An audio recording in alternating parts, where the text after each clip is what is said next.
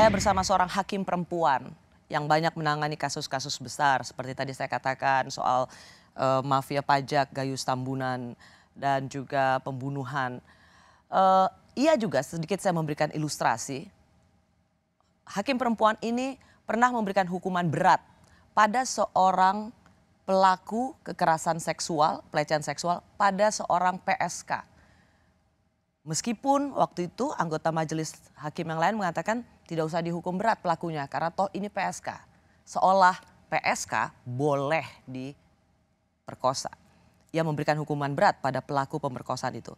Sebaliknya, hakim perempuan ini juga pernah menghukum berat seorang perencana pembunuhan. Meskipun dia tidak membunuh, tapi ia menyuruh seorang pria untuk melakukan pembunuhan. Otak pelaku pembunuhan itu atau otak perencanaan pembunuhan itu adalah seorang perempuan.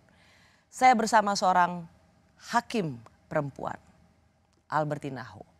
Bu Albertina, tadi saya sudah memberikan ilustrasi tentang bagaimana Anda memberi putusan.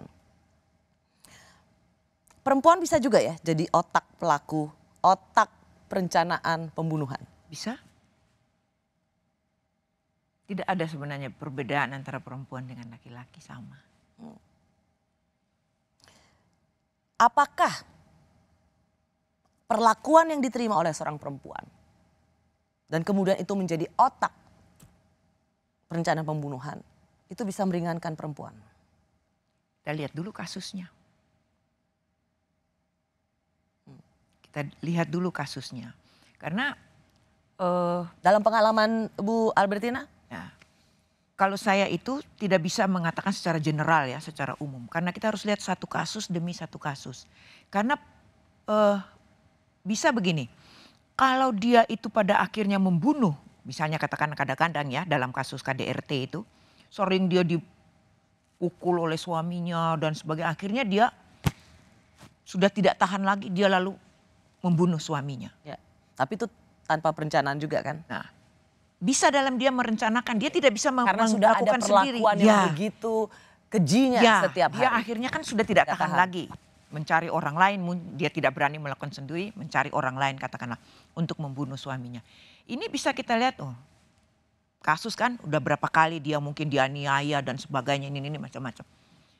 Tapi ada juga kan yang mengatakan wah sering di ini. Tapi dia karena sudah ada laki-laki lain yang dia mau dengan orang lain lagi, ini ada disingkirkan supaya dia bisa nikah lagi dengan laki-laki lain. Kasus sama-sama kan korban, tapi berbeda ceritanya. Nah ini disinilah yang sering kita mesti lihat kasus per kasus baru bisa kita mengatakan ini bisa kita ringankan, ini tidak bisa. Itu harus setiap kasus demi kasus itu berbeda sama sekali biasanya.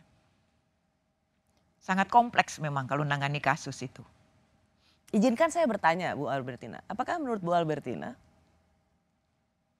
Bu Putri ini korban atau aktor utama? Ini pertanyaan yang sangat sulit dijawab. Kenapa saya katakan sangat sulit dijawab? Karena saya tidak menangani kasus itu.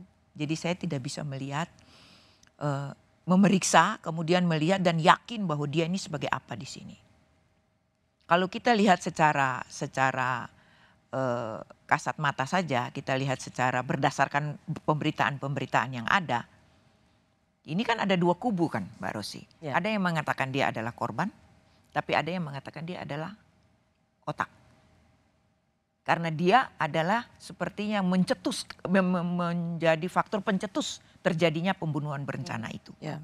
Nah, dia ada dua kubu ini. Nah kita mau ke kubu yang mana? Kalau saya memilih, saya tunggu dulu melihat nanti hasil persidangannya nanti itu akan seperti apa. Kita dengar nanti lihat di persidangan, kita baca putusan hakimnya.